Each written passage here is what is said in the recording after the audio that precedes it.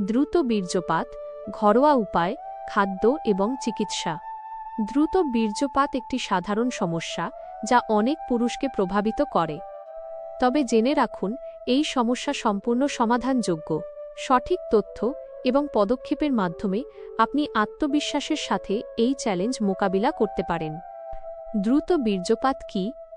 সহজভাবে বলতে গেলে, দ্রুত বীর্যপাত হল যৌন মিলনের শুরুতেই বা খুব অল্প সময়ের মধ্যে বীর্যপাত হয়ে যাওয়া। এর পেছনে অনেক কারণ থাকতে পারে, যা শারীরিক এবং মানসিক উভয়ই হতে পারে।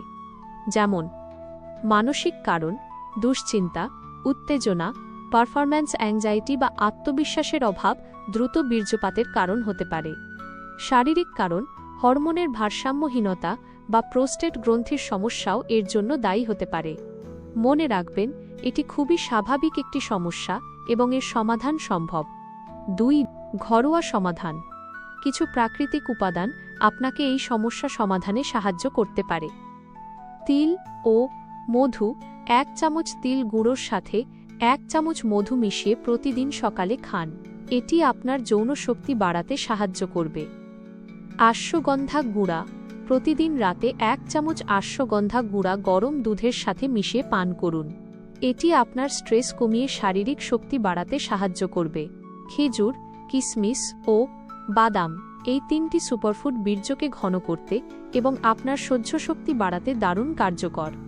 নিয়মিত খাদ্য তালিকায় রাখুন। রসুন।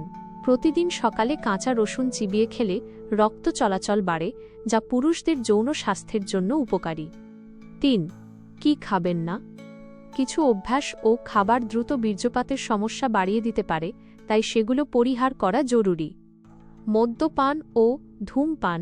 এগুলো রক্তনালীর ক্ষতি করে এবং যৌন স্বাস্থ্যের ওপর নেতিবাচক প্রভাব ফেলে। অতিরিক্ত ঝাল ও তেলে ভাজা খাবার।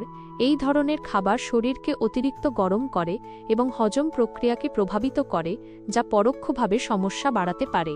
টেনশন ও রাত জাগা। পর্যাপ্ত ঘুম এবং মানসিক চাপমুক্ত জীবন আপনার সামগ্রিক স্বাস্থ্য, বিশেষ করে যৌন স্বাস্থ্যের জন্য অপরিহার্য। 4. কার্যকরী ব্যায়াম।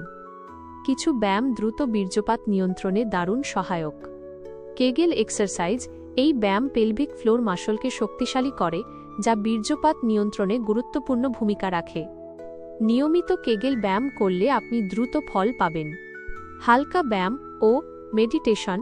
নিয়মিত হালকা হাঁটা, জগিং বা যোগ ব্যায়াম মানসিক চাপ কমাতে সাহায্য করে।